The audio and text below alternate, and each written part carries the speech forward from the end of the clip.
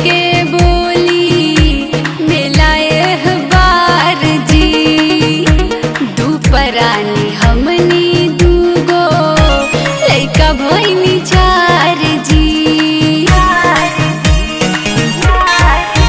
हाँ कैसे चले के बोली मिलाए बार जी। दुपरानी हमनी दूगो लइका हमार जी। एक साइकिल बा हमनी के बीचे। अरे बाग पगली, सब मुश्किल के समाधान हमारा लगे बा। हम बड़ा के धान पिला के तू लेके छोटा के बैठा।